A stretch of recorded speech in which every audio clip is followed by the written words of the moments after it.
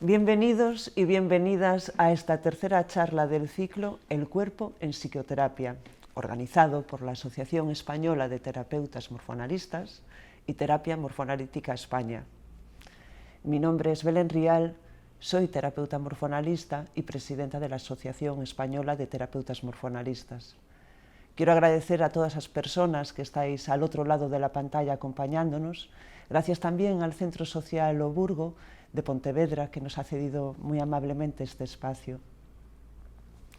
Es muy grato para mí estar hoy aquí presentando esta conferencia con el título La importancia del cuerpo en la elaboración de las emociones. La terapia morfoanalítica trata la globalidad, todos los aspectos psicocorporales de la persona, trabajando con y en el cuerpo. Como dice Serge Peirot, el cuerpo es el cofre de nuestra memoria psicoafectiva. Entonces, atendiendo el cuerpo como continente de algo tan importante y valioso y delicado para un terapeuta morfoanalista, el título de la charla de hoy nombra algo clave de su profesión: la importancia del cuerpo en la elaboración de las emociones. Y para profundizar en este interesante tema, tengo el placer de presentaros a Otilia Carballa. Hola Otilia, bienvenida. Hola, buenos días. Otilia es terapeuta morfoanalista desde hace más de 25 años. Es también miembro del equipo pedagógico de la formación en terapia morfoanalítica. Y además es también supervisora de terapeutas morfoanalistas y de alumnos y alumnas en formación. Otilia, hoy en día hay un consenso generalizado en la relación entre el cuerpo y las emociones. Nosotras, como terapeutas morfoanalistas, es algo que constatamos en nuestra práctica clínica. ¿Podrías hablarnos un poco más de esta relación? El cuerpo, las emociones y las sensaciones forman parte de la misma realidad. Cualquier vivencia que tenemos en nuestra cotidianidad tiene una repercusión en nuestro mundo interno a través de sensaciones, de emociones y también de pensamientos. Entonces, la experiencia emocional es una vivencia subjetiva que, aunque se genera a través de la activación de estructuras cerebrales que se encargan justamente de esto, de la regulación emocional, implica y se refleja en el cuerpo a distintos niveles, afectando al equilibrio entre los diversos sistemas, a su homeostasis, afectando también a nuestro estado anímico y a nuestro comportamiento. Y lo vemos muy bien porque si algo nos asusta, el cuerpo entero se prepara para dar una respuesta generando cortisol, tensando la musculatura, aumentando el ritmo cardíaco y respiratorio. Y si estamos alegres, el diafragma se libera, la musculatura está más disponible para el movimiento y el ritmo cardíaco se hace más suave, generamos serotonina, endorfinas y así sucede con todas las emociones. Entonces es imposible hablar de las emociones y dejar fuera al cuerpo. Entonces, ¿podrías explicar cómo nos ayuda a ser conscientes de lo que sentimos, a entender lo que pasa en el cuerpo? Aunque hay una relación directa entre el cuerpo y las emociones, es importante no olvidar que hay un cuerpo que podríamos llamar real, o como decía Lacan, lo real del cuerpo, que es un cuerpo que envejece, que se magulla, que se rompe, que se intoxica cuando comemos algo en mal estado. Y claro, nosotros hablamos de este cuerpo real, que aunque es objetivo, cada persona lo vive de forma particular y a veces es preciso elaborar lo que nos hacen sentir ciertas realidades. No siempre es fácil, por ejemplo, aceptar los cambios de la vejez o de la adolescencia. A veces es preciso comprender cómo manejamos en nuestro fuero interno una enfermedad difícil. Y al mismo tiempo tenemos presente lo que denominamos el cuerpo emocional, es decir, este cuerpo que organiza, vive y expresa el mundo emocional de forma particular en cada persona. Y ayudar al paciente a hacer relaciones, asociaciones entre lo que siente y cómo se manifiesta en su cuerpo es una vía muy importante para apropiarse de todos los aspectos de nuestra experiencia y también de nosotros mismos. Cuando trabajamos en consulta, muchas veces nos encontramos que las personas tienen dificultades de sentir. Entonces, es fácil tomar conciencia de nuestras emociones. Bueno, las emociones son por definición una respuesta innata, instintiva y muchas veces inconsciente, ¿eh? Es decir, no son consecuencia de un proceso reflexivo. Esto quiere decir que la mayor parte del tiempo la mente consciente no tiene tiempo de registrar lo que está sucediendo y por qué. El proceso de identificación de las emociones y la regulación emocional es progresivo y se inicia al principio de la vida. Y no podemos olvidar que al principio de la vida, en esta etapa, el bebé vive todo desde la sensorialidad. Y es ahí donde entra el cuerpo, que nos ayuda a tener más conciencia de lo que sentimos. Claro, si las emociones despiertan multitud de sensaciones que se manifiestan en el cuerpo, entonces las sensaciones están impregnadas de emociones. Cuando hablamos de nuestras sensaciones, de lo que nos sucede en el cuerpo, hablamos de nosotros mismos y de lo que sentimos. Y poco a poco el mundo subjetivo de las sensaciones se va enriqueciendo con componentes afectivo-emocionales. Incluso lo podemos ver muy bien en el lenguaje que utilizamos para hablar de nuestro cuerpo.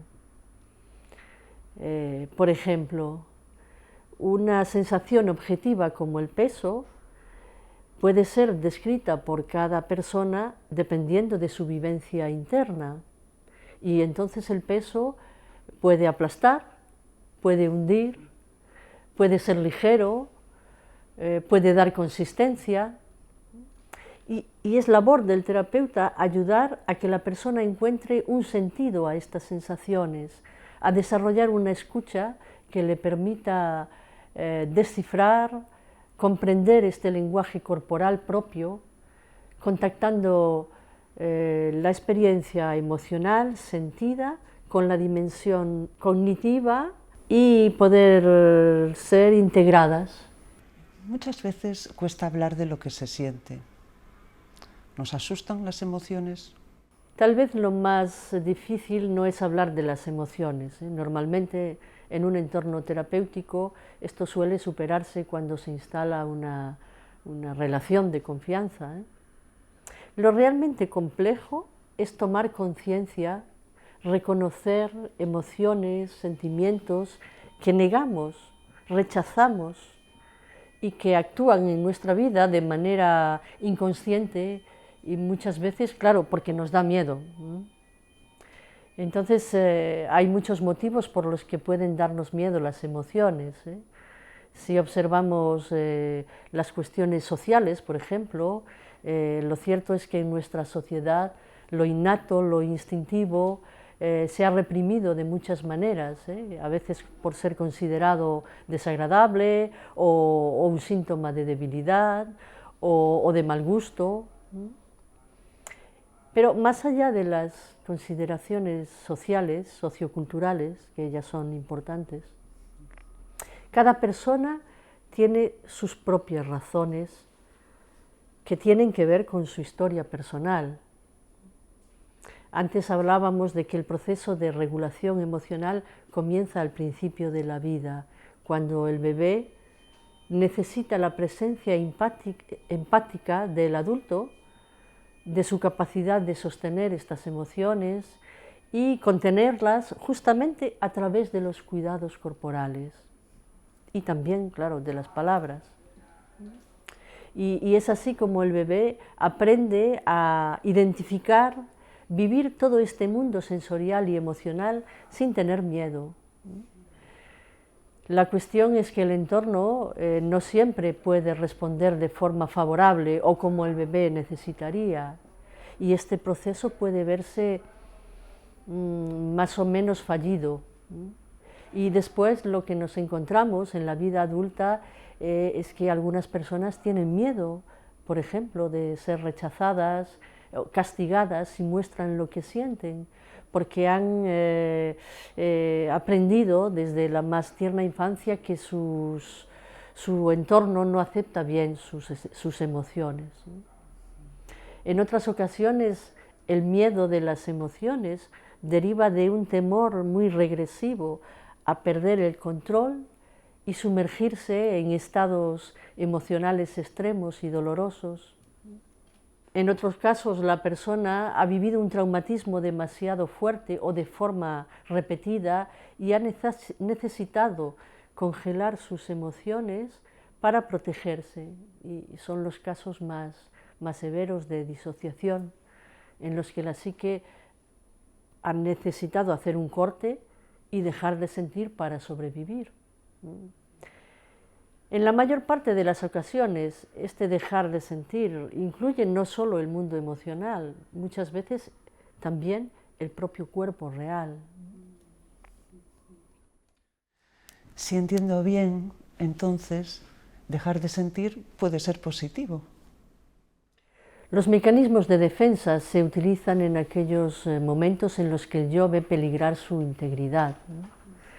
Y en las primeras fases de la vida, como ha descrito muy bien Melanie Klein, estos instrumentos están especialmente activos porque el ser humano es inmaduro y vulnerable. Pero después, a lo largo de nuestra vida, cuando nos suceden experiencias traumáticas, estos mecanismos nos ayudan a sobrevivir. Estamos y hemos pasado momentos muy complejos en nuestro entorno. El último es la guerra de Ucrania, y cuando vemos las imágenes de estas personas en medio de las bombas, madres, padres, hijos separados de forma brutal, podemos imaginar que puede haber muchas personas que entren en shock y se queden anestesiadas para poder superar este traumatismo y continuar con una vida funcional, luchando por la supervivencia y cuidando a sus hijos. En todo caso, la patología aparece cuando no se puede retomar el equilibrio y el mecanismo compensatorio continúa activo en nuestro mundo interno, aunque el mundo externo haya cambiado. Entonces vemos que las razones por las que una persona puede congelar el mundo emocional son personales y únicas para cada individuo. Lo que es común a todos nosotros es que este proceso se hace a través del cuerpo. Sí, de forma general hay una comprensión así de los mecanismos de defensa, tal y como los explican grandes autores como Melanie Klein, que has mencionado, Freud y muchos otros que nos hablan de represión, negación, proyección, pero quizás es más difícil entender cómo estos mecanismos se manifiestan en el cuerpo. ¿Podrías hablarnos un poco de este aspecto? En nuestro trabajo constatamos que el cuerpo es un actor fundamental en la concreción de estos mecanismos, y los más destacados que podemos ver, no solo los más destacados, los que más se utilizan son la disminución de la respiración y el mecanismo de compensación muscular que provoca desajustes en la estructura corporal y en la postura. Ajá. ¿Podrías detallar cómo la disminución de la respiración inhibe la emoción? La inhibición de la respiración es el mecanismo preferente y podríamos decir que el más natural para el ser humano. Y antes decíamos que cualquier movimiento emocional se ve reflejado en la respiración. Cuando necesitamos protegernos de sentir alguna emoción porque nos parece demasiado fuerte o creemos que será insoportable, el diafragma se bloquea para apagar justamente las sensaciones, emociones. De esta forma nos encontramos que hay un movimiento respiratorio mínimo que nos permite sobrevivir, porque claro, necesitamos respirar, pero que regula el movimiento emocional. Y entonces es una paradoja porque nos sentimos protegidos, pero perdemos capacidad respiratoria, biomecánica y, por supuesto, capacidad para sentir. Y no podemos olvidar que si no sentimos dolor, tampoco podremos sentir el placer, porque en realidad cuando hablamos de sensibilidad, hablamos de sensibilidad para lo agradable y lo desagradable, y la sensibilidad es solo una. ¿Y la musculatura? ¿Cómo interviene en esta inhibición?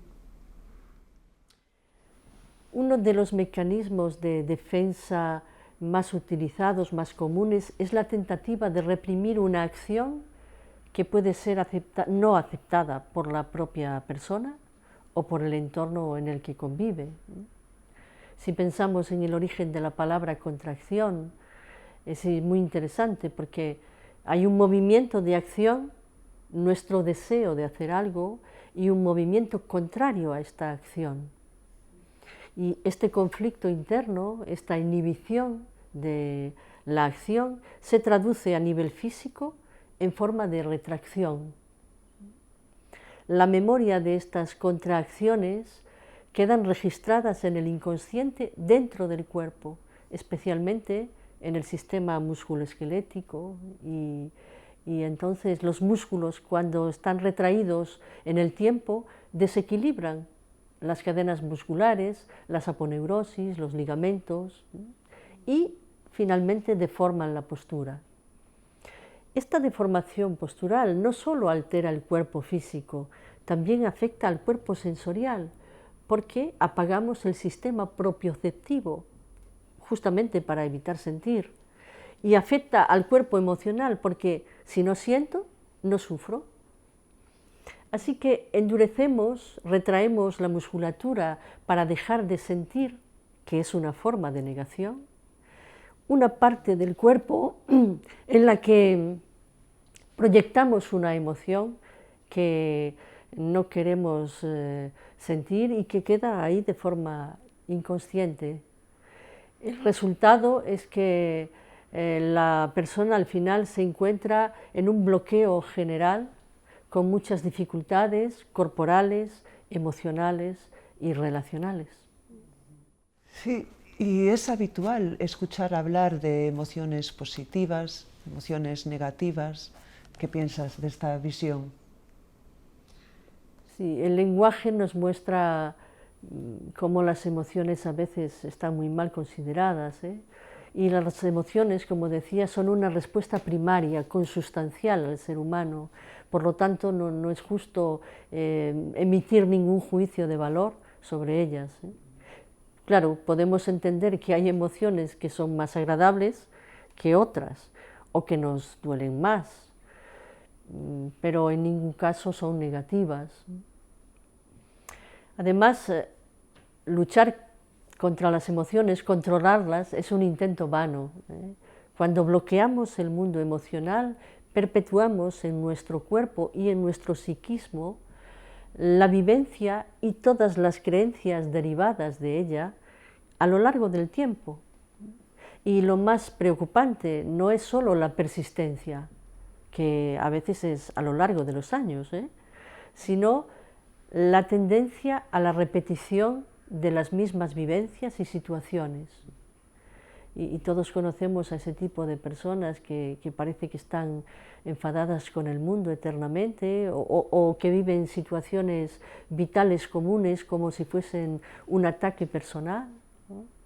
O que cualquier evento menor puede despertarles un enorme enojo o una pena intensísima, ¿no? Las emociones finalmente solo pueden vivirse, sentirse, concienciarse. Después podremos comprender lo que estamos viviendo y retomar el equilibrio perdido. Esto se ve muy bien en los bebés. Los niños, cuando todo funciona bien, en un momento pueden pasar de estar llorando, de desconsuelo o de ira, y todo el cuerpo se pone en tensión, el diafragma, los pulmones, y en el momento siguiente viene alguien del entorno, se acerca, le habla, lo coge en brazos o lo sostiene de alguna manera, y vemos como al momento siguiente puede estar con una sonrisa y continuar con la vida, ¿eh? Y es otra característica de las emociones, que son limitadas en el tiempo. Y a veces los adultos se sorprenden mucho de este tipo de proceso, pero en realidad nos muestra un funcionamiento muy sano.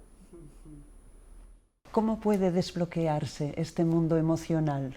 Cuando el terapeuta morfoanalista trabaja con su paciente para despertar la sensibilidad corporal apagada, proponiéndole diferentes formas de trabajo corporal concreto en el cuerpo, está ayudándole simultáneamente a reconectar con su sensibilidad emocional congelada. A cada liberación física corresponde una liberación de la sensibilidad emocional contenida en estos tejidos. Al mismo tiempo, cuando la expresión emocional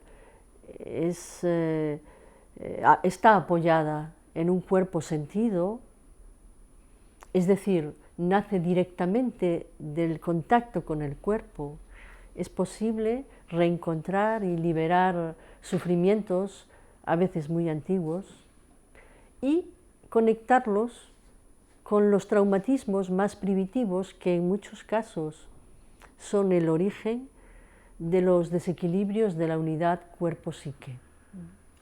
Creo que ahora sería muy interesante si pudieras explicar el abordaje que hace la terapia morfoanalítica desde el cuerpo. El abordaje es al mismo tiempo un proceso complejo y sencillo, y hay muchos elementos del cuadro terapéutico que nos ayudan a acoger el mundo emocional del paciente. En primer lugar, podríamos hablar de la función contenedora del cuadro. La persona va integrando a lo largo de las sesiones un cuadro muy sencillo, ritualizado, que le ofrece un marco de confianza y poco a poco entiende, y además se le invita a sentir todo, vivir todo.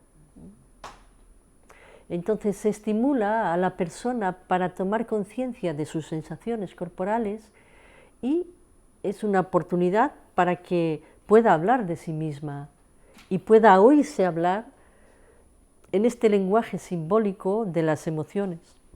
Cada propuesta de trabajo corporal es al mismo tiempo una oportunidad de estimulación sensorial que está devolviendo la capacidad de sentir. Y hablando en concreto de la disminución de la respiración y la contracción que has mencionado antes. Hemos hablado que uno de los mecanismos más utilizados para no sentir es la contención de la respiración. Bien, entonces es importante liberar la tensión diafragmática y recuperar una respiración plena. En este sentido, el trabajo respiratorio y la liberación diafragmática están en el centro de todas las propuestas de trabajo corporal. Es una labor que debe hacerse respetando el ritmo de cada persona, porque el terapeuta tiene plena conciencia de lo que se encierra detrás de esta limitación. El otro mecanismo del que hemos hablado, el de la deformación de la postura derivada de todas las contracciones, ¿cómo podemos atenderlo? Bueno, tendremos que preocuparnos de alargar, de estirar las cadenas musculares y devolver poco a poco al cuerpo su elasticidad y de esta manera reestructurar la postura.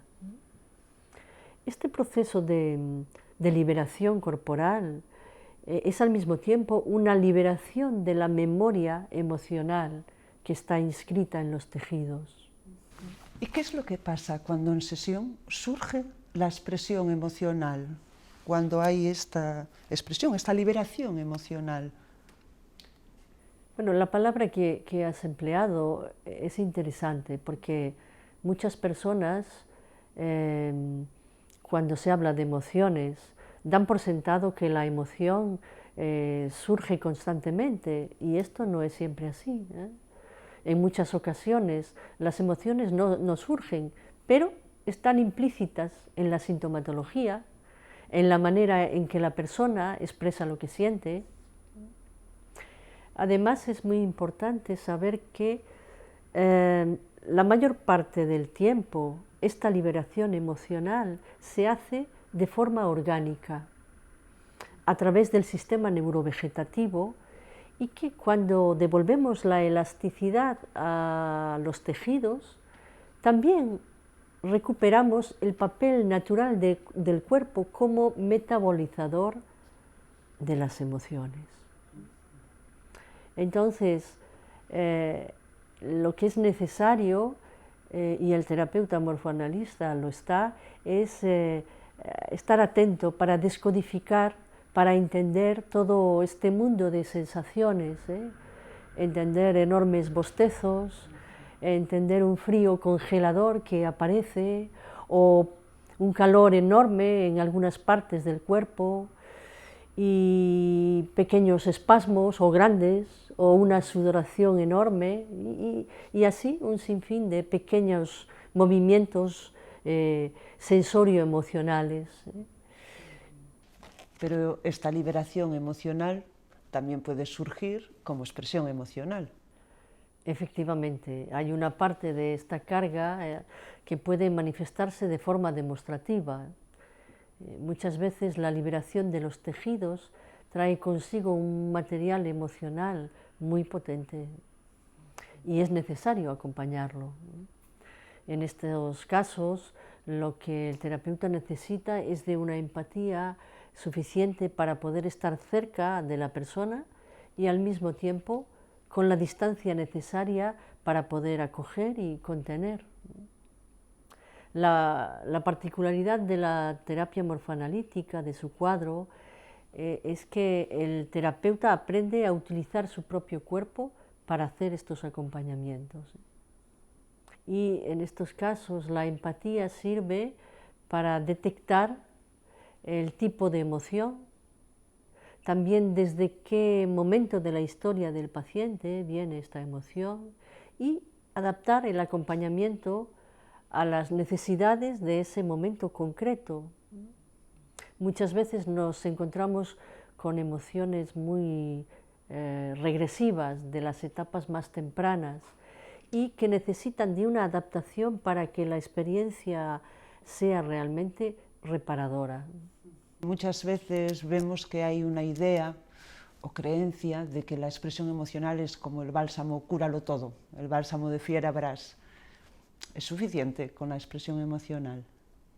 La expresión emocional por sí sola no es reparadora. Si fuese así, las personas que tienen tendencia al desborde emocional se sentirían satisfechas y podrían cambiar esta manera de estar en la vida. Y la expresión emocional, para que sea reparadora, debe estar sustentada y en conexión con el cuerpo. Y necesita, además, de una elaboración reflexionada de lo que se está viviendo. Pienso que son estos tres elementos, la liberación, la conciencia, la reparación, los que permiten poner en marcha la transformación, el crecimiento del yo que está bloqueado, reprimido, inhibido en cualquier fase del desarrollo. Y transformar las estructuras que están fijadas tanto en el cuerpo como en la psique necesita de tiempo, de respeto, también de ganas de trabajar, y transformarse es un proceso arduo con multiplicidad de facetas y en el fondo es un proceso vital. Hay muchas terapias que trabajan las emociones. ¿Qué puede aportar a un terapeuta con otro tipo de enfoque el trabajo en el cuerpo? Cada vez vemos más cómo las personas expresan sus sufrimientos a través del cuerpo, con multiplicidad de tipos de somatizaciones. Entonces se hace imprescindible recurrir a un trabajo que englobe el cuerpo físico, el estiramiento, la armonización del tono, la reestructuración de la postura, el cuerpo emocional, sentir y descodificar evitando reprimir, y el cuerpo sensorial, ampliar la capacidad sensorial, la capacidad de sentir el cuerpo y el estado emocional. Es este trabajo integrado que proponemos lo que conduce a la persona a una mayor capacidad de movimiento físico, tanto biomecánico, energético, respiratorio, sexual, a un movimiento psíquico con mayor capacidad de concentración, mayor capacidad de pensar y sobre todo mayor libertad de ser. Otro aspecto que me parece importante es que es necesario entender que los mecanismos repetitivos, las fijaciones de la personalidad se originan en las primeras etapas de la vida, cuando lo que prima es el mundo sensorial. Entonces, el trabajo de unión de las sensaciones entre ellas, de las sensaciones con los sentimientos, con las imágenes, con las creencias y los pensamientos, constituyen la esencia misma de la reconstrucción de la memoria, y esto es lo que permite desactivar los circuitos patológicos repetitivos. Por otro lado, si pienso en las conversaciones con otros colegas, me viene la idea de que tener un cuadro terapéutico sólido y bien estructurado es sin duda un regalo para cualquier terapeuta, y la terapia morfoanalítica lo es.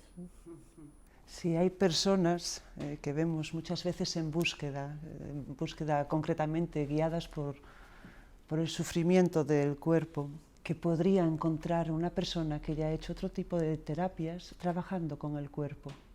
Es preciso entender que no se trata de trabajar con el cuerpo, sino de la forma en que el cuerpo es abordado, entendido, atendido, ¿no? Es decir, necesitamos un cuadro, un marco, con una comprensión concreta de lo que es la corporeidad entendida como nuestro espacio vital en el mundo. En el caso de la terapia morfoanalítica, el cuidado corporal tiene esta comprensión global del sufrimiento. El ritmo adaptado a cada persona, la confianza en la relación transferencial, ayudan a la persona a encontrar el apoyo necesario para acercarse a su mundo interno, para expresar lo que siente, para pensar lo que vive e integrar todas las partes de sí misma. Y decías además que muchas personas se aproximan a la terapia de forma intuitiva, haciendo caso de sus síntomas más o menos definidos. A veces el acercamiento es por pura desesperación, porque el cuerpo grita, se retuerce de dolor y no encuentra una persona que escucha, que le ayude a dar sentido a lo que vive. Y en estos casos el trabajo concreto del cuerpo físico y la comprensión del sufrimiento profundo que encierran estos dolores es una vía muy reparadora. También podemos encontrarnos personas con un mental hiperdesarrollado. Son personas que llegan diciendo que saben muy bien lo que les pasa, lo entienden mentalmente. Incluso pueden explicártelo de forma muy clara, pero esto no les ayuda a cambiar.